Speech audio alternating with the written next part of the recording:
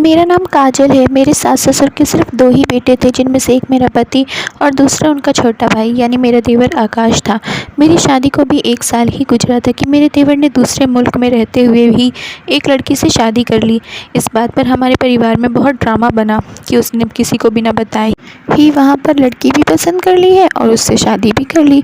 जब भी उसे कहते हैं कि वापस क्यों नहीं आते, तो कहता था काम बहुत ज़्यादा है। वह एक होटल में काम करता था, उसके बिना कौन सा होटल बंद हो जाता। खैर, जितने मुँह उतनी बातें। वक्त गुजरता रहा, फिर उनके यहाँ एक बेटी पैदा हो गई, जिसकी फ़ोटो उसने व्हाट्सएप पर भेजे थे, लेकिन फिर भी वह वापस नहीं आ रहा था। हमारे घर में हर टाइम यही बात होती रहती थी कि इसी तरह साल गुजरते गए, यहाँ तक कि उसकी बेटी 15 साल की हो गई। फिर उसने अचानक कहा कि अब हम लोग इंडिया वापस आ रहे हैं। मेरी सास तो गुस्से में थी, लेकिन बेटे की वापसी के नाम पर उनका दिल भर आया, क्योंकि माँ तो आखिर माँ होती है। जब वे वापस आए तो आकाश को देखकर सब हैरान हो गए। जब गया था तो बिल्कुल जवान और खूबसूरत, और अब ऐसा लग रहा था जैसे ज़िंदगी की बहुत भारी कष्ट देखकर बूढ़ा हो गया है।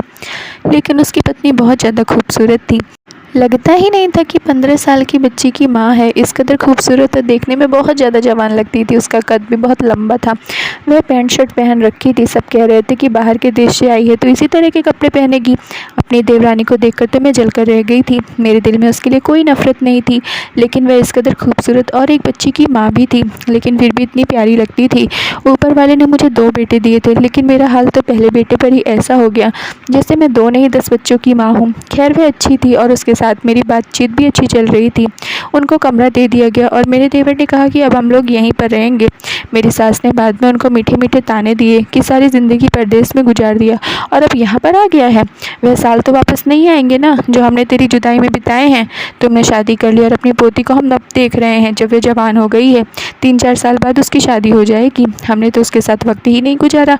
मगर मेरे देवर के पास हर सवाल का एक ही जवाब होता था कि मैं बहुत ज़्यादा बिजी था, काम छोड़कर नहीं आ सकता था। मेरी सास ने गुस्से में कह दिया कि वेटर बनकर फिरता रहा है, वहाँ पर कौन सा काम होता है जो तू छोड़कर नहीं आ सकता था। देवर को भी गुस्सा आ के कहने लगा, वापस आ गया हूँ तो क्या बातें ही सुनाती रहोगी, कहो तो फिर से वापस चला जाता हूँ। फिर उसने कहा कि मुझसे बहुत बड़ी गलती हो गई है, मुझे माफ़ कर दीजिए। सास ने माफ़ कर दिया। बच्चे घर में सुकून से रहने लगे। घर बहुत बड़ा था, वह हमेशा बहुत ज़्यादा पैसे भेजा करता। उसके वहाँ होते हुए ही हम लोगों ने यह घर बनवाया था। उस घर में उसका हिस्सा भी था।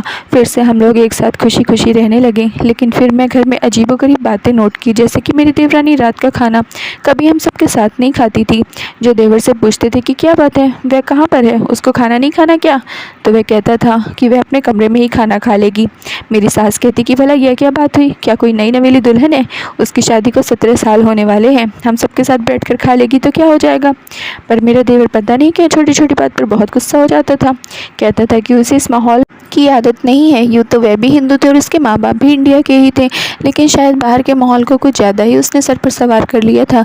मगर फिर एक दिन यह पता चला कि मेरी देवरानी रात को घर पर नहीं होती है, क्योंकि मैं एक दिन उसके कमरे में कुछ लेने के लिए गई थी तो वह वहाँ पर नहीं थी। उसकी बेटी से पूछा तो वह डरते हुए बोली कि मम्मा बाथरूम में है। पर आते जाते मैंने देखा कि बाथरूम का दरवाज़ा खुला हुआ था, बाथरूम में कोई भी नहीं था। यानी रात होते ही मेरा देवर अपनी पत्नी को कहीं गायब कर देता था। और अभी उनको इंडिया आए हुए 1 ही महीना हुआ था। जाहिर सी बात है कि यहाँ पर उसका कोई कारोबार नहीं था। जब बाहर से लोग आते हैं तो उनके पास पैसे होते हैं, लेकिन पैसे ख़त्म होने पर देर कितनी लगती है। उन लोगों ने अपने कमरे के लिए भी काफ़ी सारी चीज़ खरीद दी थी।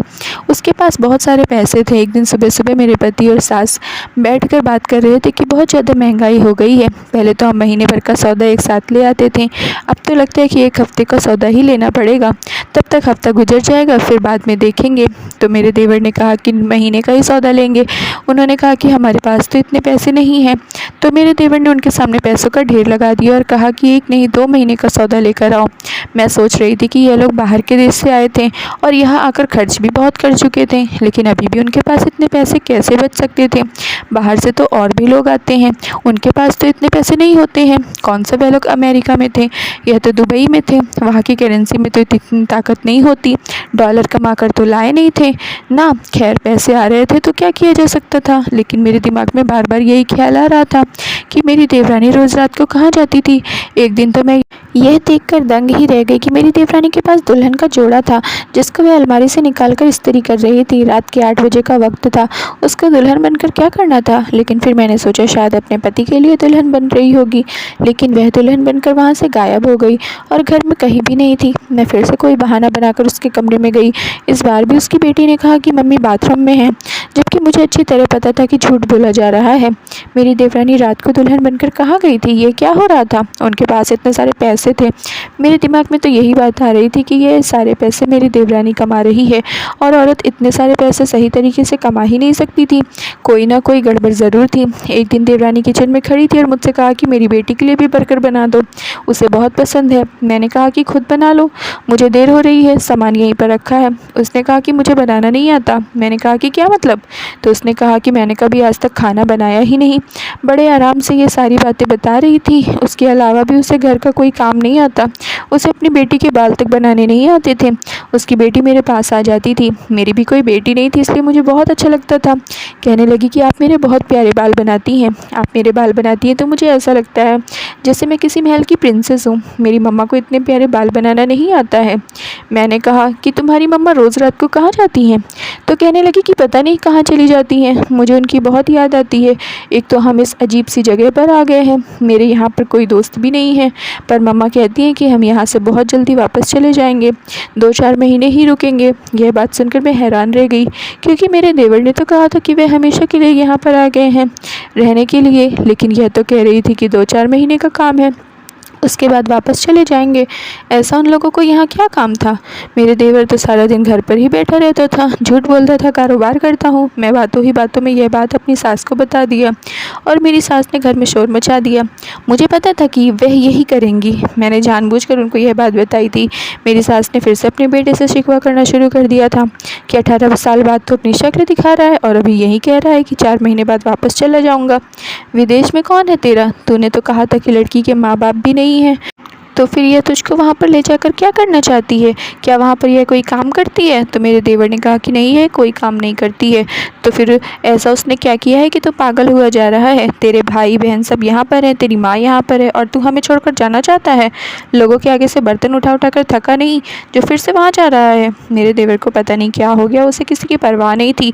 वह अपनी पत्नी के आगे पीछे घूमता था। उसने कहा कि मेरी पत्नी नहीं चाहती कि मैं वापस जाऊँ, यह मेरी अपनी मर्ज़ी, और मैंने पहले आपको ये बात इसलिए नहीं बताई थी क्योंकि हम लोग जितने दिन यहाँ पर हैं हमें तुम चैन से रहने नहीं देती। पता नहीं यह पति पत्नी यहाँ से क्यों जाना चाहते थे, और यह कोई ना कोई बात ज़रूर छुपा रहे थे। मेरी देवरानी रोज़ रात को घर से गायब हो जाती थी, और एक दिन तो मुझे इस बात का यकीन हो गया। हम सब लोग बहुत ही सुकून से सो रहे थे, अचानक बहुत तेज़ भूकंप आया। सब लोग घर से बाहर निकल आए और सहन में आ गए, लेकिन मेरी देवरानी बाहर नहीं आई। मेरी सास ने अपने बेटे से कहा कि बहू को भी बाहर लेकर आओ, उसे क्या मरने के लिए अंदर छोड़ दिया है? अगर उसे कुछ हो गया तो कहीं उस पर छत ही ना गिर जाए। तो पहले तो मेरे देवर के पास कोई जवाब नहीं था, फिर कहने लगा कि वह गहरी नींद में सो रही है। यह क्या बात हुई? तू खुद बाहर आ गया है, अपनी पत्नी को वहीं छोड़ आया। क्या तुम्हारी लड़ाई हुई है बहू से, जो उसको मौत के मुँह में छोड़ कर आ गया है? मेरा देवर ऐसे खड़ा था कि टस से मस नहीं हो रहा था। तब मेरी सास ने मेरे पति को कहा कि तुम जाओ छोटी बहू को बाहर बुला कर लाओ।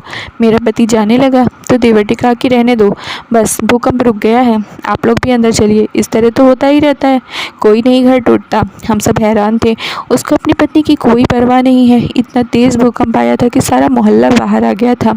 यह अपनी पत्नी को अंदर छोड़ आया, उस पत्नी को जिससे उसने पसंद की शादी की थी और जिसकी वजह से वह हमारी बात नहीं मानता था। मैं समझ गई थी कि यह झूठ बोल रहा है, उसकी पत्नी घर में थी ही नहीं। अगर उसकी पत्नी घर में होती तो यह कभी भी उसको छोड़कर बाहर नहीं आता।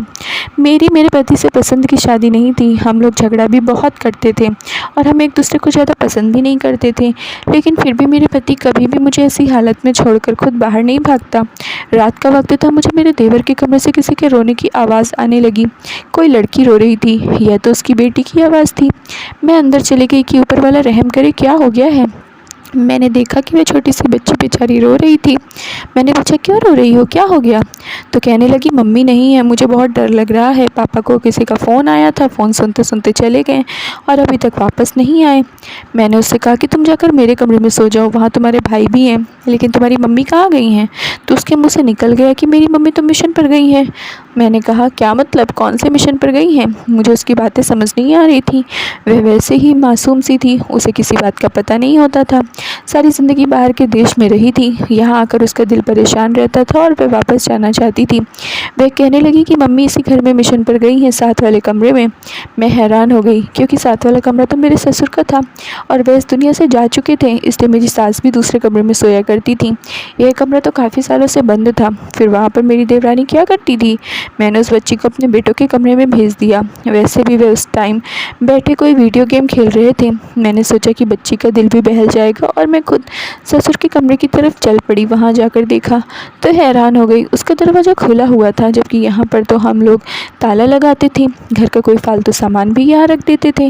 मेरी सास भी कहती थी कि मेरे ससुर के जाने के बाद मेरा उस कमरे में रहने का दिल नहीं करता, उनकी याद सताती है। वह दूसरे कमरे में रहती थी।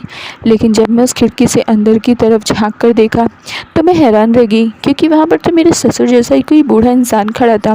उसका चेहरा दूसरी तरफ था, इसलिए मुझे उसका चेहरा नज़र नहीं आ रहा था, लेकिन उसके सफ़ेद बाल थे, उसने पैंट कोट पहन रखा था। एक पल को तो ऐसा लगा कि मेरे ससुर ही खड़े हैं, लेकिन ऐसा कैसे हो सकता? वह तो इस दुनिया में नहीं रहे थे। मेरी देवरानी भी वहीं पर थी और दोनों आपस में इस तरह बातें कर रहे थे जैसे कि कोई बहुत बड़ी ज़रूरी बात कर रहे हों। मैं भी कमरे में अंदर चली गई और वह मुझे देखकर घबरा गई। मैंने कहा कि कौन हो तुम, यहाँ पर क्या कर रहे हो? पता नहीं कौन था, सामने से इंग्लिश बोलने लगा। मुझे इंग्लिश नहीं आती थी। उसने मेरी देवरानी से इंग्लिश में कोई बात की और वहाँ से दुम दबाकर भागने की कोशिश करने लगा, लेकिन मेरी देवरानी ने उसे हाथ से इशारा करके भागने से रोक लिया। मैंने कहा कि कौन हो तुम और इस टाइम हमारे घर में तुम्हारा क्या काम है और अंदर किस तरह से आए हो? इतने में मेरी देवरानी ने आकर मुझे रोका। बस कर तो भाभी, क्या हो गया है आपको? मैंने कहा कि तुम्हें क्या हो गया है? क्या थोड़ी शर्म है तुम्हें? रात के इस वक्त इस बंद कमरे में गैर आदमी के साथ अकेले में क्या कर रही हो? क्या काम है तुम्हारा यहाँ पर? और कौन है ये? मेरी देवरानी ने अपना सर पकड़ लिया और फिर मुझे एक ऐसी बात बताई जिसे सुनकर मैं हैरान रह गई। उसने कहा कि मैं इंडियन गवर्नमेंट की एक जासूस हूँ और यही काम करती हूँ, मगर किसी को यह बात पता नहीं है। आपके देवर ने मुझसे भले ही मोहब्बत की शादी की है, लेकिन इसके लिए मैं अपना काम, अपना फ़र्ज़ तो कुर्बान नहीं कर सकती थी, इसलिए मैं वहीं पर रह रही हूँ। अब इंडिया वापस नहीं आना चाहती थी क्योंकि मेरा काम इस तरह का था। फिर मुझे यहाँ एक प्रोजेक्ट मिल गया जो बहुत गंभीर था। मैंने अपने पति से कहा कि इंडिया चलते हैं, तुम्हारे घर वालों से भी मिल लेंगे, लेकिन मेरा काम ऐसा है कि मुझे जासूसी करने रात को ही जाना पड़ता है। मैं अलग अलग भेष बदल कर जाती हूँ। एक बार तो मुझे एक शादी में जाना था, इसलिए मैं दुल्हन के जोड़े में गई ताकि कोई मुझे पहचाने ना। मुझे पता था कि उस दिन भी आपने मुझे देख लिया था, लेकिन मुझे यह नहीं पता था कि आप इस तरह मेरे पीछे पड़ जाएंगी। जासूसी की फील्ड में काम पूरा होने पर गवर्नमेंट हमें सैलरी के साथ साथ इनाम की रकम भी देती है, इसलिए हमें कभी पैसे की कमी नहीं हुई। आपका देवर बहुत अच्छा है, मेरे काम में मेरा साथ देता है। मेरे फ़र्ज़ को निभाने के लिए उन्होंने अपनी सारी ज़िंदगी मेरे नाम कर दी। वह यहाँ पर कोई ख़ास काम नहीं करते थे, बस उनका छोटा मोटा कारोबार है। सच कहूँ तो वह मेरे लिए वहाँ पर रहते थे, क्योंकि वह इलाका मैं नहीं छोड़ सकती थी।